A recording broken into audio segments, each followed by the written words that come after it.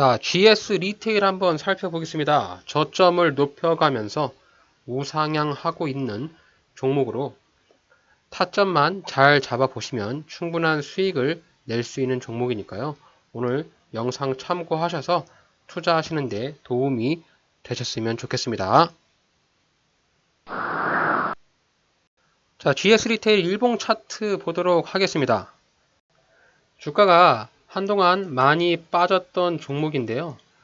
굉장히 이슈도 많았고 또 GS 홈쇼핑과의 합병을 통해서 좀 시너지를 내보려는 이런 이슈도 좀 있었습니다. 자, GS 리테일이 바닥으로 판명이 되는 자리가 19,000원에서 18,000원 요 사이가 되겠죠. 여기 자리가 바닥으로 보여지는 자리고요. 바닥 찍고 나서 우리가 이제 우상향을 하는 종목 중에 가장 큰 특징을 찾아볼 수가 있는데, 자, 상승하는 종목의 특징이 첫 번째가 저점이 조금씩 높아져 가는 그런 종목이잖아요. 자, GS 리테일의 저점 자리를 한번 우리가 살펴본다면 18,350원 최저점을 찍고 그 다음에 19,000원 그리고 2만원 자리를 올라가면서 저점이 높여져 가고 있는 모습입니다. 자, 박스권으로 그려본다면 단기적인 박스로 23,000원, 자, 요 자리를 단기 고점으로 볼 수가 있겠고요. 단기 저점으로 본다면 요 2만원 자리를 단기 저점으로 볼 수가 있겠죠. 23,000원 자리를 뛰어넘는다면 주가가 25,000원 자리까지 올라갈 가능성이 있어서, 자, 최고치의 목표, 내가 GS 리테일을 중장기적으로 끌고 가면서 목표로 한다라고 생각하면 25,000원까지 목표값을 가져가면 좋지 않을까 이런 생각을 하고 있고요. 아마도 GS 리테일은 자, 여기 형태의 박스권을 좌우로 움직일 것 같습니다. 위아래로. 자, 박스 상단과 박스 하단을 반복적으로 움직일 것으로 보여지는데, 자, 가장 중요한 것은 자, 이렇게 차트를 확대를 해보시면 지금 이평선들이 대부분 다 정배열로 돌아서 있는 상황이에요. 제가 이제 왜 정배열을 가장 좋아하냐면 주가가 급등하기 전에 항상 이 이평선에 대한 정배열을 맞춰 놓고 나서 주가의 움직임이 좀 나오고 있거든요. 과거에도 주가가 한번 크게 튀어 올랐던 요 시기 이평선이 정배열이 맞춰지지 않은 상황에서는 어느 정도 주가가 튀어 오른 후에 다시 한번 주가가 밑으로 떨어지는 이런 모습을 좀 볼 수가 있는데, 최근 들어서 주가의 흐름을 횡보 구간을 3개월 정도의 횡보 구간을 가지고 난 이후 정배열을 만들었거든요. 자, 거래량도 과거에 주가에 한참 뛰어 올랐던 거래량들을 폭발적으로 뛰어 오르게 되면서 주가의 흐름에서 추가적인 상승을 기대를 해볼 수 있는 그런 시점이지 않을까 이렇게 좀 예측을 해보고 있습니다. 아마도 주가가 이렇게 반등이 나오고 누군가가 핸들링하는 모습을 보고 있자니, 자, 수급 역시 기관과 외국인의 매수세가 눈에 띄는 모습이죠. 자, GS 리테일 같은 경우는 기관보다는 외인 쪽에서 매수세가 많아서 얘네가 주가를 핸들링을 하고 있구나 이렇게 생각을 해볼 수가 있겠죠. 자, 그러면 외국인의 평단가를 한번 살펴보는 것이 좋을 것 같은데요. 자, 얘네들이 8월 27일부터 본격적인 매수가 들어갔으니까 8월 27일 시점으로 한번 살펴보면 좋지 않을까 합니다. 자, 8월 27일에서 현재 9월 9일까지의 평단가를 따져보면, 자, 외국인과 기관의 평단가가 대략 한 22,000원 정도의 평단가를 가지고 있다라고 예측을 해볼 수가 있겠죠. 자, 지금 22,300원인데요. 평단가 수준까지 어느 정도 온 것 같네요. 주가가 좀 많이 떨어졌다가 여기서 주가를 끌어올리면서 평단가가 좀 올라간 것으로 확인해 볼 수가 있는데, 아마도 얘네가 주가가 여기 바닥 자리까지 내려올지 아니면 여기 이평선 요 자리까지 내려올지 지켜보는 것이 좋을 것 같은데, 제가 일봉 차트에서 봤을 때는 여기 구간이 가장 중요한 자리이지 않을까라고 생각이 듭니다. 자, 여기 왜 그러냐면 여기 6월 3일 날에 저가로 찍었던 28,800원. 자, 여기 구간이 제가 볼 때는 조금 의미가 있는 자리로 보여져요. 그래서 아마 이 GS 리테일이 주가가 조금 조정을 준다면 여기 자리까지는 내려올 수 있지 않을까. 대략적으로 한 21,000원에서 2만원 요 자리라 내려온다면 내가 신규로 한번 들어가 볼 만한 그런 자리로 예상을 해볼 수가 있겠습니다. 주가 반등 나오면 여기 23,000원 부근에 전량 매도 처리를 함으로써 단기적인 수익을 볼 수가 있겠죠. 자, 단기 수익을 따져본다고 했을 때 평단가를 대략 한 21,000원 정도에 맞춰서 내가 23,000원에 매도를 한다면 대략 한 10% 정도의 기대 수익을 노려볼 수가 있을 것 같습니다.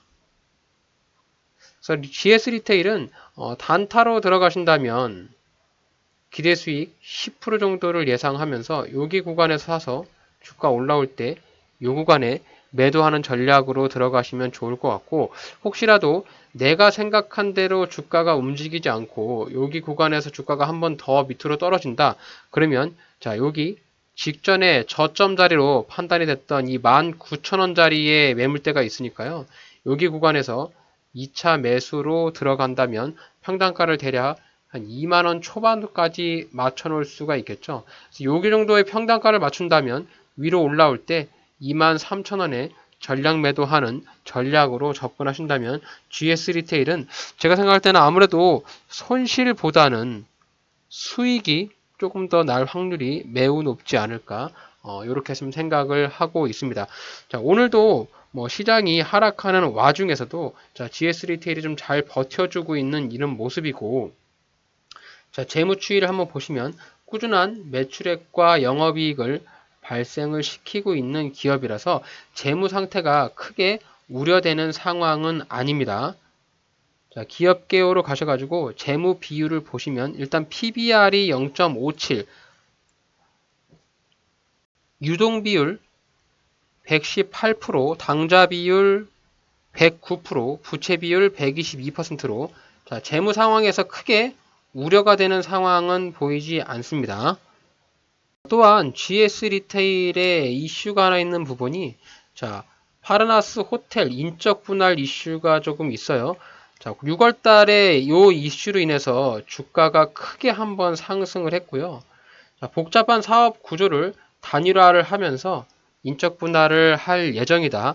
이렇게 얘기가 나오면서 이 부분에서 주가가 크게 한번 반등을 보이는 부분들도 있으니까 아마도 이 GS 리테일의 바닥은 어느 정도 다졌고 주가가 올라가려고 하는 이런 상황으로 좀 보일 수 있겠다. 이렇게 좀 종합적인 판단을 내볼 수가 있겠죠. 자, 추세를 한번 싹 지워보고 단기 추세를 이렇게 그어본다면 자, GS 리테일은 이런 움직임에 단기 추세를 이어서 주가가 움직여 가고 있고 추세선 하단을 예측을 해본다면 자, 이런 시점 대략 한 주가가 내려온다고 가정하면 21,000원짜리까지 조정 주고 이렇게 다시 반등이 나올 가능성을 예측을 해볼 수가 있겠습니다. 그래서 우선 가장 중요한 첫 번째인 여기 23,000원짜리를 뚫어줘야 위에 25,000원짜리까지 뚫어줄 수가 있으니까요.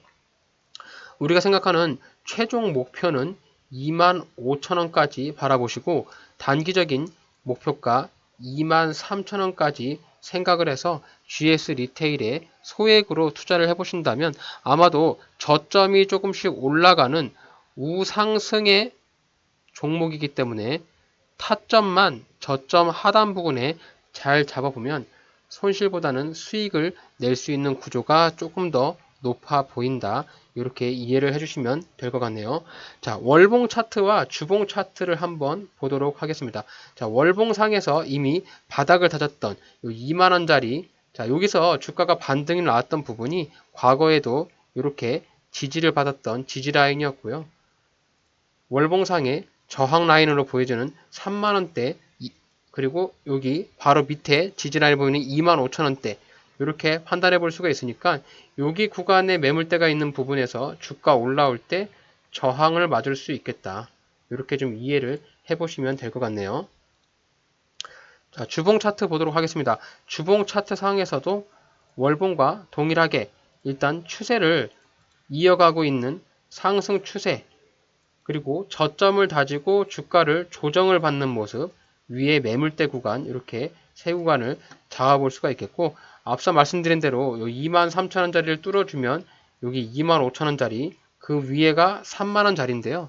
우리가 현실적으로 생각했을 때 요 3만원짜리까지를 버티기보다는 우선 요 23,000원대와 최종 목표가 25,000원대까지 보유하는 전략으로 접근하는 게 현실적인 접근 방법으로 생각이 듭니다.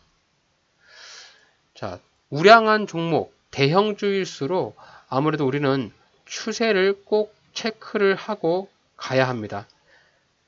소형주나 급등주는 주가가 V자 반등이나 크게 갭상승을 하면서 올라가는 경우가 많지만 이렇게 무거운 종목들, 특히 이런 대형주 같은 경우는 기필코 추세를 만들면서 움직이거든요.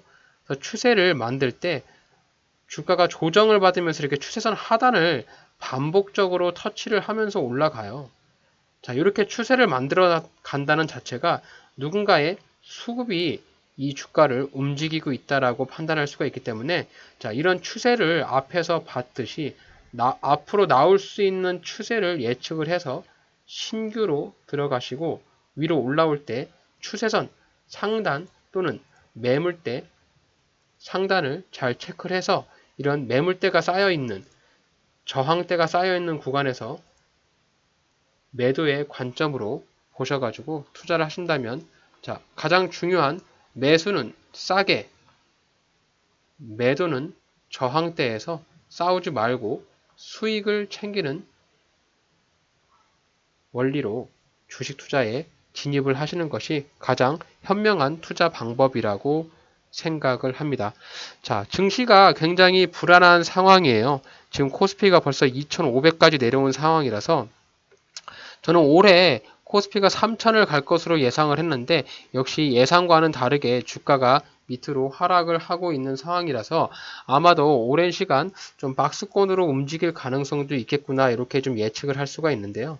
자, 그에 따른 주가의 변동성이나 자, 종목별 이 추세선 하단 부분만 잘 여러분들이 노리고 들어가신다면 어떤 종목이 됐던 간에 수익을 볼 수 있는 확률을 조금 더 올릴 수가 있으니까요. 그런 부분을 저희 앤트맨의 주식 채널에서 잘 캐치하셔가지고 여러분들의 투자에 잘 대입해 보시길 바라겠습니다. 자, 오늘 제가 준비한 영상은 여기까지입니다.